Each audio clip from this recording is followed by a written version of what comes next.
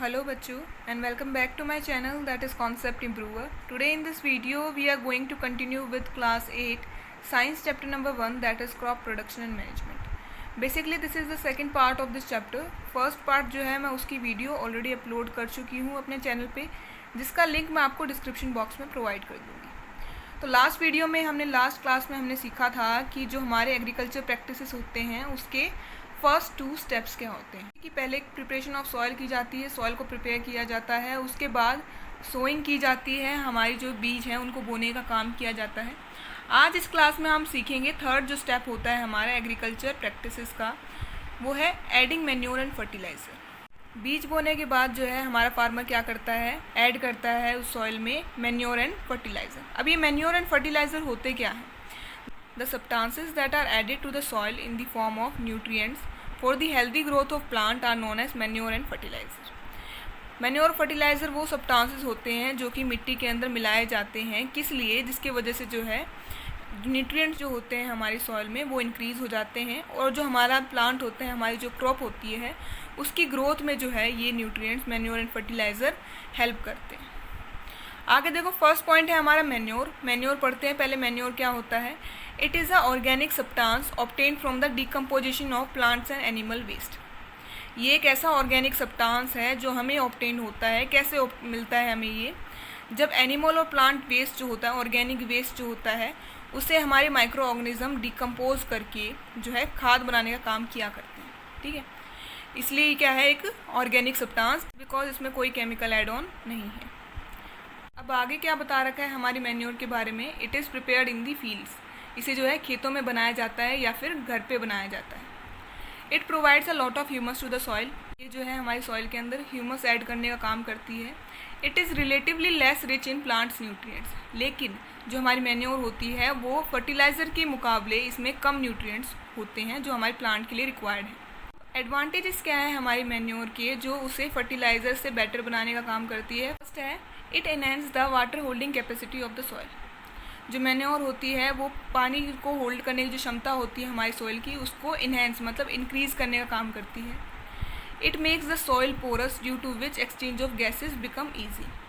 ये हमारी सॉइल को पोरस बना देती है, जिसके वजह से एक्सचेंज ऑफ गैसेस जो होता है सॉइल के अंदर, हमारे प्लांट के अंदर, वो और भी ज़्यादा आसान हो जाता है.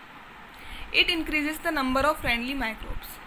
मैन्योर क्या करती है? नंबर ऑफ फ्रेंडली माइक्रोब्स मतलब जो अर्थवर्म्स और माइक्रो ऑर्गेनिजम्स होते हैं हमारी सॉइल के अंदर प्रेजेंट, जो कि नाइट्रोजन जो होता है उसको सॉल्युबल फॉर्म में कन्वर्ट करने का काम किया करते हैं, उन्हें इंक्रीज़ करने में हेल्प करती है हमारी सॉइल में. It improves the texture of the soil. जो हमारी मैन्योर है वो सॉइल का टेक्सचर जो है इंक्रीज़ करती है, उसे और भी ज़्यादा फर्टाइल नेचर का बनाने में मदद करती है. आगे पढ़ते हैं हमारे फर्टिलाइज़र्स के बारे में. फर्टिलाइज़र क्या होते हैं? These are chemical substances which are rich in particular nutrition. मतलब केमिकल सब्सटेंसेस से बने हुए, इनमें केमिकल नेचर के होते हैं हमारे फर्टिलाइज़र्स, जो कि पर्टिकुलर न्यूट्रिएंट में भरपूर होते हैं. एग्जाम्पल दे रखा है कुछ फर्टिलाइज़र का, वो है urea, ammonium sulphate and potash. ठीक है, एग्जाम्पल भी कई दफ़ा पूछा जाता है फर्टिलाइज़र का आपके एग्ज़ाम में, तो इनमें से कोई भी 2 एग्जाम्पल आप याद कर लेना.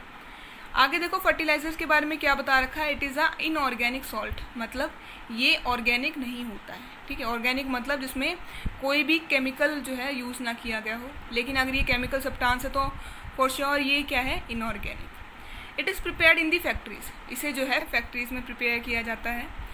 It does not provide humus to the soil. ये जो है हम अपनी सॉइल को, हमारी सॉइल को जो है ह्यूमस प्रोवाइड करने का काम नहीं करता है. It is very rich in plant nutrition like nitrogen, phosphorus and potassium. इससे बहुत से न्यूट्रिएंट्स मिलते हैं हमारी जो सॉइल है उसे, जैसे कि एग्जाम्पल दे रखा है nitrogen, phosphorus and potassium. Manure और फर्टिलाइज़र ऐड करने के बाद में काम किया जाता है इरिगेशन का. इरिगेशन मतलब हिंदी में कहते हैं इसे सिंचाई. जो हमारे खेत है उसकी सिंचाई की जाती है, उसके अंदर पानी दिया जाता है. The supply of water to the crop at different intervals is known as irrigation. जो हमारी फसल है उसको पानी देना टाइम टू टाइम, इसको कहते हैं हम इरीगेशन. पॉइंट है sources of irrigation. Sources of irrigation मतलब हमारी जो फसल है उसको पानी देने के लिए हम पानी कहाँ से जो है यूज़ करते हैं, कहाँ से पानी लेके आते हैं. Wells, tubewells, ponds, lake, rivers, dams and canals. ये सभी वो सोर्सेज हैं, ये सभी वो ज़रिए हैं जिससे हम जो है हमारा फार्मर जो है पानी लेता है और फसल को प्रोवाइड करता है या फिर फसल को देता है. नेक्स्ट है हमारा methods of irrigation. Methods of irrigation क्या होते हैं, कौन से ऐसे तरीके होते हैं जिससे पानी देने का काम जो है हमारे खेत को हमारा जो है फार्मर करता है। फर्स्ट है ट्रेडिशनल मेथड।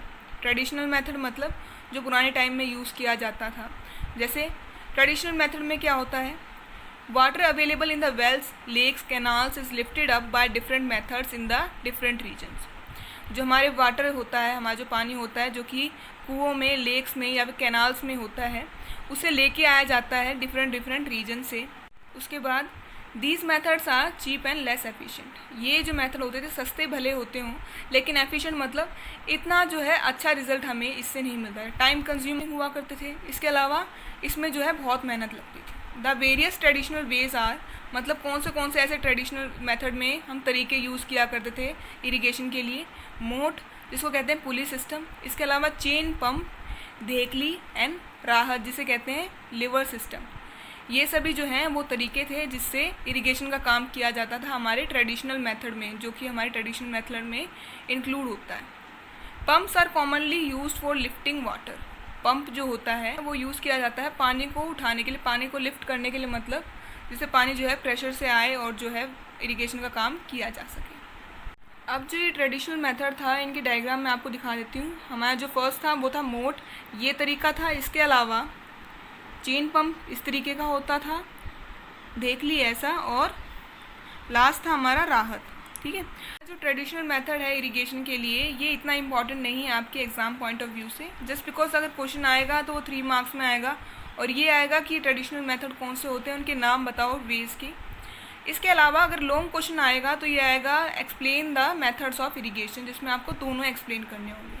और जो मॉडर्न मेथड ऑफ इरिगेशन होता है वो जो है काफ़ी लेंदी है, तो आपको ट्रेडिशनल मेथड में जो दे रखे हैं पॉइंट्स सिर्फ ये मेंशन करने हैं और यही याद करने हैं।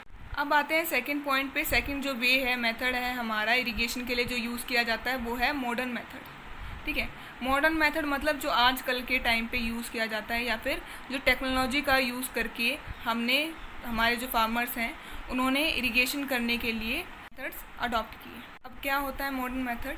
This method help us to use the water economically. ये जो मेथड है हमारे फार्मर को हेल्प करता है वाटर को इकोनॉमिकली यूज़ करने के लिए। इकोनॉमिकली यूज़ करने के लिए मतलब इसमें कम पानी को यूज़ करके जो है ज़्यादा जो है रिज़ल्ट पा सकता है हमारा फार्मर, जिसकी वजह से वाटर कम यूज़ होगा, रिज़ल्ट ज़्यादा मिलेंगे और पानी की वेस्टेज भी कम होगी। तो इसमें क्या होते हैं मॉडर्न मेथड में कौन से वेज होते हैं? फर्स्ट होता है स्प्रिंकलर सिस्टम। स्प्रिंकलर सिस्टम मतलब ये एक ऐसा मेथड है जो कि बेस्ट सूट करता है, मतलब कहाँ पे ज़्यादातर यूज़ कर सकते हैं इसको, जहाँ पे लैंड जो है हमारी जो धरती है वो है अनइवन, मतलब ऊबड़ खाबड़ ऊपर नीचे है वहाँ पर, और जहाँ पर इतना पानी जो है अवेलेबल नहीं होता है, यहाँ पर शॉर्टेज ऑफ वाटर होती है। स्प्रिंकलर सिस्टम का जो डायग्राम है आपकी बुक में जो प्रोवाइड कर रखा है वो इस तरीके से है। ये हमारा वेल है जिसमें से जो है पानी होगा, पंप की मदद से जो है पानी जो है निकाला जाएगा इस वेल में से, कुएं में से, और जो पाइप्स हैं अटैच कर रखे पैरेलल लाइन में। पैरेलल लाइन मतलब समझ आया, सीधा सीधा, ठीक है, इस तरीके से। उसके बाद जो ऊपर वाला एरिया है, ऊपर वाला जो पार्ट है, यहाँ पे है रोटेटिंग नोजल्स, मतलब ये गोल गोल घूमते हैं ऊपर की तरफ से। जब प्रेशर से जो है पंप के कारण पानी आएगा इसमें से, वो ऐसे गिरेगा जैसे फुहारा हो या फिर जैसे बारिश हो रही है। ठीक है, मेरे ख्याल अब समझ में आ गया होगा। अब जो नेक्स्ट मेथड दे रखा है हमारा मॉडर्न मेथड के अंदर वो है ड्रिप सिस्टम। ड्रिप सिस्टम क्या होता है? Best for the places where availability of the water is poor, मतलब उन जगहों के लिए बेस्ट है ये जहाँ पर जो है पानी लेस अवेलेबल है या फिर इतना पानी अवेलेबल नहीं है। आगे देखो क्या दे रखा है हमारे ड्रिप सिस्टम के बारे में। Water falls drop by drop directly into the roots of the crop, there is no wastage of the water at all, मतलब जो पानी है वो सीधा जो है रूट्स को दिया जाता है हमारी फसल की, जिसके वजह से क्या है कोई वेस्टेज नहीं होती पानी की। ठीक है, often use in watering fruit plants and gardens and trees. अब देखते हैं ड्रिप सिस्टम का जो है डायग्राम किस तरीके से दे रखा है आपको। वैसे ही जो है ये वेल है, कुआं है, उसमें जो है पंप अटैच कर रखा है, पाइप भी उसी तरीके से लगाई हुई है जैसे स्प्रिंकलर सिस्टम में थी। पाइप जो पैरेलल लाइंस हैं उसमें पाइप लगा रखी हैं, लेकिन जैसे यहाँ पे ये पाइप होगी ना, यहाँ पे होंगे छेद जैसे रूट्स के, यहाँ से निकलेगा हमारा पानी ड्रॉप बाय ड्रॉप, मतलब बिल्कुल बूंद बूंद करके निकलेगा और वो सीधा जाएगा हमारी प्लांट्स की रूट में। ठीक है, जिसकी वजह से वेस्टेज जो है पानी की बहुत ही कम होगी। दैट्स इट, आज इस चैप्टर को इतना ही पढ़ेंगे। जो नेक्स्ट वीडियो होगी उसमें मैं इस चैप्टर को कंप्लीट कर दूंगी और स्टार्ट करेंगे नेक्स्ट वीडियो में प्रोटेक्शन ऑफ वीड से। ठीक है, अगर वीडियो ज़रा भी अच्छी लगी हो तो लाइक और सब्सक्राइब करना ना भूलिएगा और कमेंट ज़रूर करना कि आपको इस चैप्टर में क्या डाउट है। Thank you.